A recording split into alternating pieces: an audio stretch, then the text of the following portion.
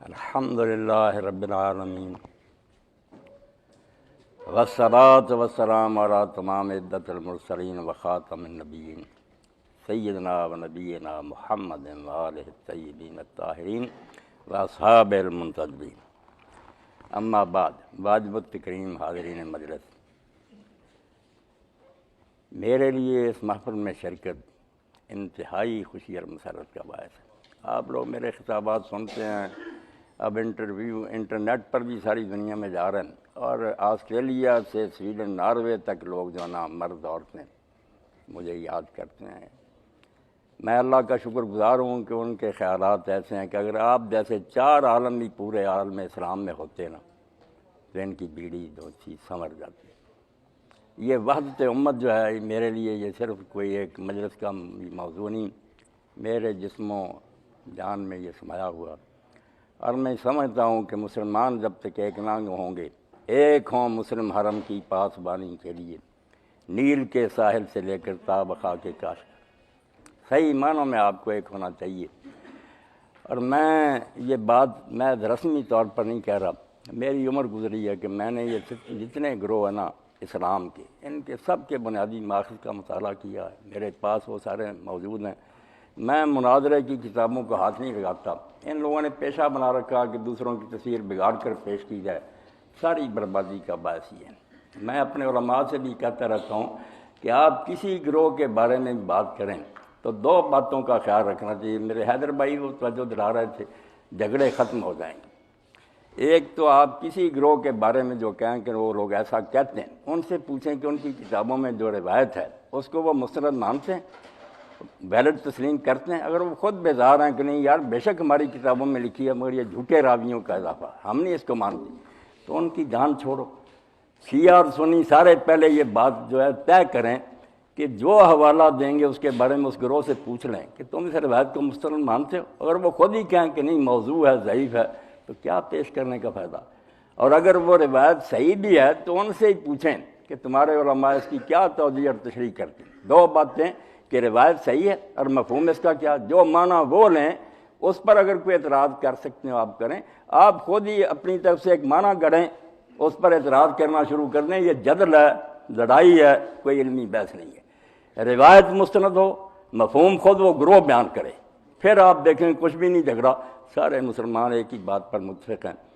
میں آپ کی اس مجلس میں اعلانیہ کہتا ہوں اور ہر جگہ کہتا ہوں کہ میں اپنی نماز میں کبھی ہاتھ چھوڑ لیتا ہوں، کبھی ناف کے نیچے باندھتا ہوں اور کبھی سینے پر باندھتا ہوں، اور اس میں مجھے کوئی تحفظ نہیں، نہ کبھی کوئی ہچکچاہٹ ہوئی ہے، ذرا نہیں میرے دل میں کبھی آیا کہ اس سے نماز میں کوئی خلل ہو گیا. میں ان سب کے جو ہے نا اصل ماخذ جہاں سے یہ چیزیں لی گئی ہیں کہ ہاتھ چھوڑنے والے کیوں چھوڑتے ہیں، باندھنے والے کیوں باندھتے ہیں، ناف کے نیچے اور اوپر والے کیوں باندھتے ہیں، سب کی دلیلیں میری نظر میں میرے پاس ہیں. وہ کتاب میں کہتا ہوں مجلس میں بیٹھ جاؤ، میں آپ کو ملا دوں گا کہ یہ سب چیزیں کسی نے اپنی طرف سے نہیں گھڑی، سب اللہ کے رسول سے آ رہی ہیں، اس کے صحابہ سے آ رہی ہیں، نیک لوگوں سے آ رہی ہیں. صرف پیشہ ور لوگ جو نا وہ ہمیں لڑاتے رہتے ہیں. تو اب اس محفل میں چونکہ وقت بہت تھوڑا ہے اور غریب شہر سخنا ہے گفتنی دار، باتیں بہت سی مگر میں تھوڑے وقت میں بیان کر دینا چاہتا ہوں. سب سے پہلی بات تو ذہن کہ جس شخصیت کا نام میری آنکھوں کے سامنے ہے، حسین علیہ السلام، وہ کوئی عام آدمی نہیں ہے. 1400 سال گزر گئے، امت ان کو بلا نہیں سکی، حالانکہ بڑے حادثے ہوئے ہیں، بڑے بڑے ظلم کے واقعات ہوئے ہیں، مگر لوگ ان کو نہ نظر انداز کر گئے. حسین علیہ السلام کی مصیبت ایسی ہے کہ اس کو لوگ بلا نہیں سکے. یہ روایت جو آپ پڑھتے ہیں نا، علماء بھی بیان کر رہے تھے حسین منی وانا منو، یہ چھوٹی بات نہیں. اس میں نبی علیہ السلام نے یہی بیان فرمایا کہ میرے ساتھ محبت یا میرے ساتھ جنگ کا جو حکم ہے وہی حسین سے محبت اور جنگ کا حکم ہے. جیسے میرے ساتھ محبت لازم اور فرض ہے، اگر تم مسلم رہنا چاہتے ہو تو حسین مجھ سے کوئی الگ نہیں ہے، وہ میں ہی ہوں، اس سے محبت بھی عین واجب ہے. اور جس طرح میرے ساتھ جنگ حرام ہے اسی طرح اس کے ساتھ بھی جنگ حرام ہوگی. یہ مفہوم میں کوئی اپنی طرف سے نہیں کہہ رہا. بہت بڑے شارح حدیث امام عبد الرحمن مبارک پوری، ان کی ترمذی شریف کی شرح تحفۃ العظیم، مشرق مغرب میں علماء مانتے ہیں، اس کو استفادہ کرتے ہیں. انہوں نے فرمایا کہ اللہ کے رسول نے اپنی جگہ کھڑا کر دیا کہ جو سلوک تم نے اس کے ساتھ کرنا وہ دراصل میرے ساتھ کرنا. اس لیے اللہ کے رسول کو چونکہ ساری امت مانتی ہے، اس لیے حسین بھی سب کے ہیں. آپ یہ نہ کہیں کہ صرف شیعہ حضرات ان کو مانتے ہیں، عقیدت کے اظہار کا طریقہ مختلف ہو سکتا، کوئی ایسا سنی عالم آپ کو نہیں ملے گا جو حضرت حسین علیہ السلام کی شہادت کا منکر، سب انہیں شہید مانتے ہیں، ان کا احترام کرتے ہیں۔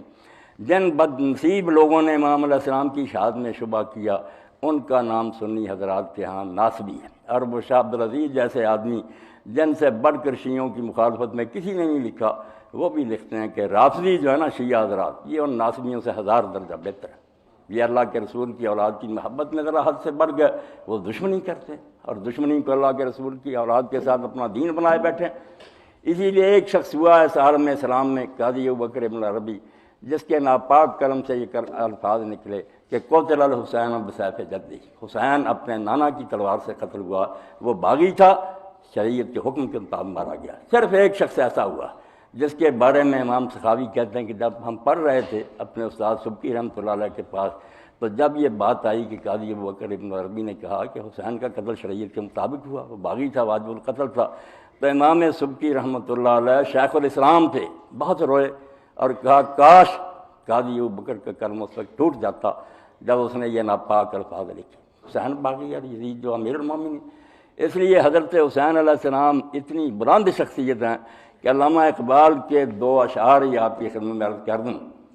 شوق تے شام و فر بغداد رفت، نہ بغداد کی وہ شان و شوق رہی عباسیوں کی حکومت، شوق تے شام و فر بغداد رفت، اور امویوں کا بھی حکومت کا دور جاتا رہا، سطوت غرناطہ ہم یاد رفت، اور اسپین کا بھی زمانہ حکومت کا جو مسلمانوں کو بھول گیا، مگر تازہ تکبیر ہوئی ماں ہنوز۔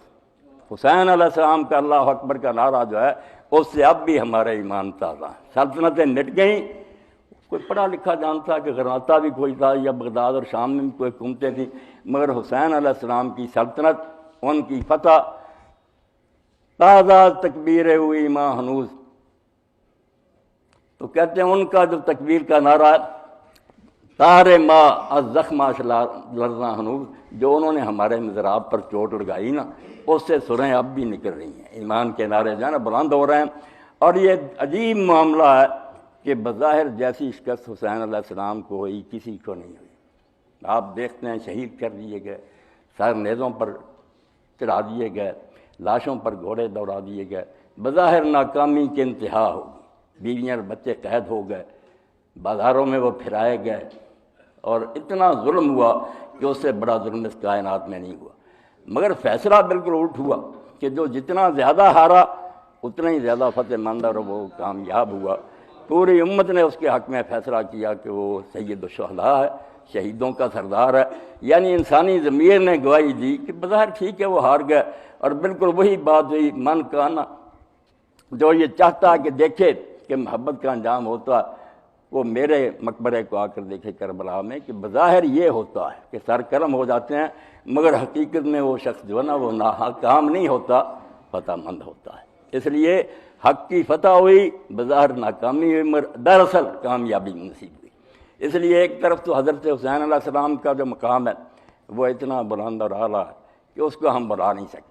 ارمغان حجاز میں جہاں جا کر اقبال نے اپنی بات ختم کی ہے، آخری کتاب لکھی، وہاں کہتے ہیں کلندر ذوق تقریر ندارت، درویش کوئی تقریریں کرنے کا شوق نہیں رکھتا، اپنے بارے میں کہہ رہے کلندر ذوق تقریر ندارت بجوزی نقطہ اکسیر ندارت، ایک ہی نقطہ ہے میرے پاس مگر وہ اکسیر ہے، تانبے کو بھی لگ جائے سونا ہو جائے۔ نقطہ کیا کہ اس کھیتی سے کبھی نفع نہیں ہو سکتا کہ آپ جو خون شبیر ندارت، حسین کا خون جس کھیتی کو نصیب نہ ہو وہ بیکار کھیتی ہے، اس کو کبھی بھی کامیابی نہیں ہو سکتی۔ جب بھی امت کو تو حضرت حسین علیہ السلام تو اپنی جگہ، مگر یہ امن کا پہلو جو ہے نا، ایک بات جو ہماری مجلسوں میں گم ہو گئی، شیعہ حضرات نے اس کو گم کر دیا، اور امام حسین علیہ السلام کے واقعہ میں تو بالکل ذہن اسی طرف چلا گیا کہ خون ریزی ہے جنگ، آپ جنگ کے لیے نکلے، شہید ہو گئے جنگ کی۔ مگر میں آپ حضرات کے سامنے کہتا ہوں کہ اہل بیت علیہ السلام کی زندگی کا یہ پہلو آپ کی توجہ کا بھی طالب ہے، سنیوں کا بھی، میں اعلان کہتا ہوں کہ جو حکومت رسول کریم علیہ السلام کے بعد قائم ہوئی، اہل بیت کو ان سے اختلاف تھا، یہ کوئی چھپی بات نہیں۔ نہ کوئی سنی اس پر پردہ ڈال سکتا ہے، مناظروں کی باتیں الگ ہیں۔ امیر المومنین واقعی ناراض تھے کہ میں ان لوگوں کی بجائے اس منصب کا زیادہ حقدار تھا، رسول اللہ کی قرابت کے لحاظ سے بھی اور اپنے اوصاف کے لحاظ سے بھی، نص تھی یا نہیں، بہرحال قرابت اور اپنے اوصاف کے لحاظ سے میں ان سے بہتر، مگر آپ نے پوری زندگی میں امن میں خلل نہیں ڈالا۔ یہ آپ نے امن کا لکھا نا، اس کو شیعہ حضرات تقیہ کہہ دیتے ہیں، وہ بھی لفظ ذرا برا کہ صرف اپنی جان بچانے کی نہیں، استصلاح امت کی بہتری کے لیے کہ نہیں میں اپنی ذات کی جو نا حق تلفی برداشت کر لوں گا، امت میں فساد نہیں ڈالوں گا، امن چاہتا ہوں، اس لیے مشورہ مانگا خلیفوں نے بلا کسی تحفظ کے لیا۔ اگر کسی معاملہ میں کوئی درکار تھا مسئلے کا حل، وہاں بھی کہا حضرت عمر رضی اللہ جیسوں نے کہ اگر ابو الحسن نہ ہوتا تو ہم ہلاک ہو جاتے۔ کبھی امت کی بدتری یا برائی نہیں چاہیے، ہر موقع پر، مگر یہ پہلو کچھ نظر انداز ہو گیا، جو ناراضگی کی باتیں وہ پھیلائیں، جو صلح کی ہے ان خلیفوں کے ساتھ اس کا ذکر کبھی نہیں کیا۔ آپ دیکھتے ہیں تا نشین ذات سے پیکاروں کی پشت پازت برسر تاج کی، تخت قبضے میں تھا حسن علیہ السلام کی، 40,000 آدمی نے بیعت کی تھی امیر المومنین کے وفات کے بعد، اور وہ ساتھی حضرت امیر المومنین کے ساتھیوں سے زیادہ آپ کے وفادار تھے۔ حضرت امیر کے ساتھی تو کئی غدار تھے، حسن کو جو ملے نا وہ سر کٹانے کے لیے تیار تھے، مگر آپ نے اس لیے کہ خون خرابہ ختم ہو جائے تاج و تخت کو بات مار دی، معاویہ کے سپرد کر دیا۔ حالانکہ کوئی شک نہیں تھا انہیں کہ یہ منصب امامت کا اہل نہیں ہے، مگر اسی لیے کہ امت بربادی سے بچ جائے، تا نشین کارو، یہ جنگ جو کئی سالوں سے چل رہی ہے یہ ختم ہو جائے، پشت پازت برسر تاج لگی، اور اس پر جو امام علیہ السلام کو تانے سہنے پڑے۔ آپ کبھی کتابیں دیکھیں، بڑے بڑے پیارے مخلص آئے جنہوں نے کہا امام آپ ہمارے سر کٹوا دیتے، مگر یہ ذلت ہمارے پلے نہ آپ ڈالتے، اس شخص کو آپ نے حکومت دے دی۔ تو امام علیہ السلام نے یہی کہا کہ واقعی 40,000 آدمی میرے لیے سر کٹوانے کے لیے تیار تھا، مگر میں اپنے نانا کی امت کو برباد نہیں کرنا چاہتا۔ اور حسین علیہ السلام کے بارے میں یہ پہلو جو ہے نا کہ وہ ثابت قدم رہے، انہوں نے ساری مشکلات کا مقابلہ ڈٹ کر کی، یہ بعد کی بات ہے۔ آپ اس پہلو کو بھی ذاکرین سے بیان کریں، آپ نے کوئی کسر نہیں چھوڑی کہ امن قائم رہے۔ انہوں نے اس بات کا اعلان حضرت معاویہ کے زمانہ میں بھی کیا، یہ بیعت کی بات اسی وقت چل پڑی تھی 56 ہجری سے کہ میں اس شخص کی بیعت نہیں کروں گا، نہ اس لائق ہے کہ مسلمانوں کا سربراہ بنے۔ یہ تھا باطل کی حمایت سے اجتناب کی، ایک غلط بات کی میں حمایت کروں یہ نہیں میں کر سکتا، ٹکڑے ہو سکتا ہوں، مگر دوسری بات کہ خون ریزی بھی نہ ہو، اس کو بھی آپ نظر میں رکھیں۔ آخر وقت تک امام علیہ السلام نے یہی کوشش کی کہ جنگ نہ ہو۔ مدینہ میں دباؤ ڈالا گیا، گورنر نے بلایا کہ بیعت کریں، مدینہ چھوڑ دیا، مکے چلے گیا۔ مکہ میں پناہ لی کہ حرم ہے، وہاں محسوس ہوا کہ یہ لوگ یہیں مجھے گرفتار نہ کرنے قدر، باہر نکلنے کا ارادہ کیا۔ اور اس وقت حضرت عبداللہ ابن عباس نے کہا کہ حسین آپ مکہ سے نکل رہے ہیں، آپ یہاں رہیں، اللہ کا گھر ہے، حرم ہے، امن کی جگہ، تو آپ نے فرمایا میں ایک بلشت حرم سے باہر نکل کر قتل ہو جاؤں تو وہ مجھے اس سے زیادہ پسند ہے کہ میری وجہ سے حرم کی توہین ہو۔ ہوئی بعد میں عبداللہ بن زبیر نہیں نکلے، کیا نتیجہ نکلا؟ حرم پر سنگ بارے ہوئی، بیت اللہ جلا دیا گیا، ابن زبیر پھانسی پر لٹکا دیے گئے۔ حسین نے کہا میں یہ نہیں کام کرنا چاہتا کہ میری وجہ سے حرم کی بدنامی ہو، میں باہر نکل جاتا ہوں۔ اور باہر بھی آپ دیکھتے ہیں لوگ اس کو چھپانا چاہتے ہیں نا کہ شاید امام حسین کی عزت میں کمی آئے، نہیں، کمی نہیں آتی۔ اگر یہ پہلو نہ ہوتا یہ نقص ہوتا کہ وہ جنگ پر ہی تلے ہوئے تھے کہ ضرور فسادی کرنا۔ حتی الامکان آپ نے کہا کہ غلط بات نہ مجھ سے منواؤ، ورنہ میں خود بھی سلامتی سے رہنا چاہتا ہوں، آپ لوگوں کو بھی زندہ رہنے کے ساتھ۔ جب حر بن یزید رہائی ملا پہلے 1000 سپاہی کا افسر، اس وقت بھی امام نے کہا اگر تم میرا آنا پسند نہیں کرتے میں واپس چلا جاتا۔ یہ باتیں سنی آپ نے؟ نہیں، اس نے کہا نہیں میں مجبور ہوں، مجھے حکم ہے کہ کوفہ میں ابن زیاد کے پیش کروں۔ آپ نے کہا یہ تو نہیں ہو سکتا، اس سے تو بہت زیادہ قریب ہے۔ وہاں مسلم بن عقیل کو پناہ دی گئی، حانی بن عروہ کے ساتھ وعدہ کیا گیا مگر قتل کر دیے گئے، تم مجھے اس طرح تباہ کرنا چاہتے ہو؟ یہ بات نہیں، میں لوٹ جاتا ہوں۔ اور ساتھیوں کو حکم دیا کہ سوار ہو، چلو واپس چلتے ہیں۔ اس نے حر بن یزید نے راستہ روک لیا۔ پھر آپ نے کہا تیری ماں تجھے روئے، تو چاہتا کیا؟ اس نے کہا میں مجبور ہوں حکومت کی طرف سے، میں آپ کے ساتھ بھی لڑنا نہیں چاہتا، میں آپ کی شان کو جانتا ہوں، مگر مجبور ہونے کی وجہ سے میں واپس بھی نہیں جانے دیتا۔ تو آپ نے فرمایا پھر کیا کریں؟ اس نے کہا آپ درمیان کا راستہ اختیار کریں۔ یہ کربلا کوئی راستے میں نہیں کوفہ کے آتا، ہٹ کر ہے۔ امام نے اپنا راستہ چھوڑ دیا اس کے کہنے پر کہ چلو میں کوفہ نہیں جاتا، تم مدینے نہیں مجھے جانے، درمیان میں چلنا شروع کر، بالکل ایک بیکار سفر ہے، ادھر کوئی فائدہ نہیں تھا، نہ ان کی منزل تھی، مگر اللہ کے رسول کا کہنا تھا کہ بیٹا فرات کے کنارے ذبح ہوگا۔ یہاں پہنچے تو چٹھی آ گئی ابن زیاد کی طرف سے، جہاں ان کو پاؤ روک لو۔ تو اس وقت بھی جب عمر بن سعد آیا تو آپ نے اس سے یہی کہا کہ ان لوگوں نے بلایا تھا، اگر یہ پسند نہیں کرتے تو میں کوئی خون ریزی نہیں کرنا چاہتا، واپس چلا جاتا ہوں۔ پھر بھی نہیں مانے، حالانکہ عمر بن سعد نے اس کو کہا کہ امام کی یہ یار بات بہت عمدہ ہے، خون خرابی سے، اس نے گورنر کو لکھا، گورنر بھی مان گیا۔ اس سے زیادہ بہتر بات کیا ہو سکتی ہے کہ واپس جانا چاہتے؟ یہ آپ نے اتمام حجت کے لیے، انہیں کوئی مرنے سے بچاؤ نہیں درکار تھا، شہادت کے لیے وہ تیار تھے، مگر یہ الزام نہیں لینا چاہتے تھے کہ امام نے یار جان بوجھ کر لوگوں کو اس مصیبت میں ڈالا۔ جب لوگوں نے کہا کہ یہ تھوڑے ہیں، ان سے نبٹ لیں، جو لشکر پیچھے کوفے میں تیار ہو رہے ہیں ان کا مقابلہ کیا کریں، تو آپ نے فرمایا انی اکرہ البداۃ بالقتال، میں جنگ میں پیر نہیں کرنا چاہتا۔ یہ تو بہت بری بات ہوگی کہ لوگ کہیں گے انہوں نے جان بوجھ کر خون ریزی کی۔ تو ایک بات تو یہ کہ غلط بات کی حمایت نہیں کروں گا، دوسری کہ خون ریزی نہیں چاہوں گا، تیسری کہ اگر یہ مجھ پر جنگ مسلط کر دیں گے تو پھر دیکھیں گے کہ پہاڑ اپنی جگہ سے ہل جاتا ہے، میرے عزم میں کوئی تضاد نہیں آئے گا۔ یہ 3 پوائنٹس ہے کربلا کے جن کو ہمیں سامنے رکھنا ہے کہ غلط بات کی حمایت کبھی نہیں کرنی، مگر ساتھ ہی بدامنی نہیں چاہنا، خون ریزی سے جہاں تک ہو سکے نقصان برداشت کر کے بھی واپس چلا جاتا ہوں، تمہارا علاقہ چھوڑ جاتا ہوں، یہ سب باتیں امام نے کی۔ یہ دوسری بات تھی کہ امت کی وحدت قائم رہے، امت کے امن کو نقصان نہ پہنچے۔ جو باتیں میرے ساتھی کہہ رہے تھے یزید یہ کرتا تھا، یہ اتنی بات بھی نہیں تھی، یہ باتیں بہت غلط لوگوں نے گاڑ لی ہیں۔ ٹھیک ہے وہ اس لائق نہیں تھا کہ رسول اللہ کی جگہ پر بیٹھے، مگر اتنا گیا گزرا نہیں تھا، صرف یہ کہ وہ امت کا سربراہ بننے کے مناسب اور لائق نہیں تھا۔ آپ نے اسی لیے فرمایا کہ اگر تم کہو کہ اس کی بیعت کرو تو یہ بھی اصول سے ہٹ جانے والی بات، میں غلط بات کی کیوں حمایت کروں؟ اور اگر تم پسند نہیں کرتے، میں مدینہ سے مکہ چلا جاتا ہوں، مکہ چھوڑ جاتا ہوں، واپس چلا جاتا ہوں، خون ریزی میں نہیں کرنا چاہتا۔ آخری رات جب آپ تھے تو لوگ گشت کر رہے تھے، سپاہی کئی لوگ تھے، انہوں نے گستاخی کے کرنے کیا تو آپ کے ساتھیوں نے کہا ان پر تیر چلا دیں خبیثوں پر، تو آپ نے فرمایا یہی تو چاہتے ہیں کہ میں پہل کر دوں، انہیں بہانہ مل جائے اور بعد کی امت کو بتا دیں کہ حسین نے خود یہ شرارت شروع کی تھی، نعوذ باللہ۔ نہیں، امن کے لیے آپ نے آخر تک ساری کوششیں کی، مگر جب نہیں مانے تو پھر آخری مرحلہ تھا کہ اگر تم سمجھتے ہو کہ مرد مومن موت سے گھبراتا تو نہیں۔ علامہ اقبال رحمۃ اللہ علیہ فرماتے ہیں گرچہ ہر مرگست بر مومن شکر، مسلمان کسی حالت میں مرے اگر وہ اچھے اعمال والا ہے تو اس کو وہ موت اللہ تعالیٰ کا ایک تحفہ نظر آتی ہے، مرگے پورے مرتضیٰ چیزیں دیگر، مگر مرتضیٰ کے بیٹے کی موت کچھ اور انوکھا رنگ رکھتی ہے، حسین کی موت کا رنگ اور ہی ہے۔ مرگ دیگر مرگ انتہائے راہ شوق، وہ مرگ کیا ہے حسین علیہ السلام کی کہ عشق کی منزل کی انتہا آ گئی، اور اللہ کی رضا کے لیے اپنی جان پھر خوشی سے دینے کا موقع آ گیا۔ اور جیسے فضین اور بن عظیم اسماعیل علیہ السلام چھری کے نیچے لیٹ گئے، فرمایا اب تیسرا مرحلہ، تم نے 2 باتیں قبول نہیں کی، نہ خود امن سے رہے نہ مجھے رہنے دیا، اور غلط بات پر مجبور کر رہے، وہ تو میرے لیے ممکن نہیں۔ اب آخری منزل ہے کہ تم مجھے آزمانا چاہتے ہو کہ اس کے عزم اور استقلال کا کیا حال ہے، تو زور لگا لو، عزم اونچوں کو ساراں استوار، پہاڑوں کی طرح ہمالیہ ہل جائے گا، حسین کے قدم نہیں ڈگمگائیں گے۔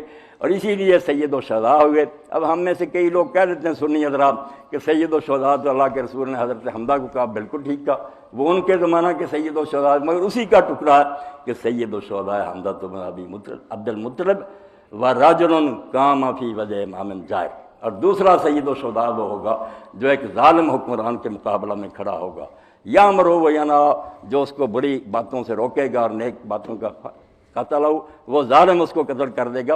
تو حضرت حسین علیہ السلام بالکل سید الشہداء ہیں، قیامت تک آنے والے شہیدوں کے وہ قافلہ کے سالار ہیں، مگر ان کی زندگی میں یہ امن کا پہلو بھی جو ہے اس کو بھی نظر انداز نہیں کرنا چاہیے۔ اور یہ واقعات بھی جو کتابوں میں انہوں نے آخر تک نہ یہ بزدلی تھی نہ جان بچانے کی بات تھی، صرف یہ اعلان کرنا تھا کہ مومن خواہ مخواہ خون ریزی پسند نہیں کرتا۔ جہاں تک میرے بس میں نے تو کوشش کی ہے کہ یہ لوگ بھی اس گناہ سے بچ جائیں، اگر نہیں اس سے بچنا چاہتے تو پھر آزما لیں میرے حوصلے کو، سب کچھ ہو سکتا ہے، مگر مجھے اپنے اصول سے ہٹا نہیں سکتے۔ اور پھر وہ مرحلہ آ گیا جس پر میں بات ختم کرتا ہوں کہ لوگوں نے دیکھا ان کے ہاتھوں سے کٹی، ان کے ہاتھوں سے لٹی باغ رسالت کی بہار، جو نمازوں میں سدا پڑھتے رہے صلی اللہ علیہ، ایک طرف صلی اللہ محمد و آل محمد کہتے رہے اور انہیں رسول اللہ کی اولاد کو ذبح کر دیا۔ ان کے ہاتھوں سے لٹی باغ رسالت کی بہار، جو نمازوں میں سدا پڑھتے رہے صلی اللہ علیہ۔ کانپ اٹھے ارض و سما، دشت و جبل تھرا اٹھے، خاک پر جس وقت تڑپا فاطمہ کا لاڈلا۔ اللہم صلی علی محمد وعلی آل محمد وبارک وسلم۔ اللہ آپ سب حضرات کو خیریت سے رکھے، اور یہ جس مقصد کے لیے میرے ساتھیوں نے یہ محفل منعقد کی، اس کو عام کریں، اپنے دلوں سے یہ عداوت اور بغض کی باتیں نکالیں۔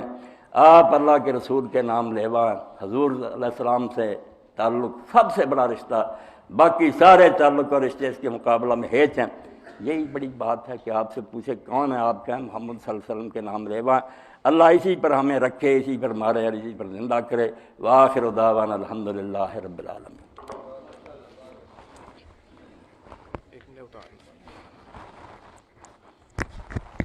خوش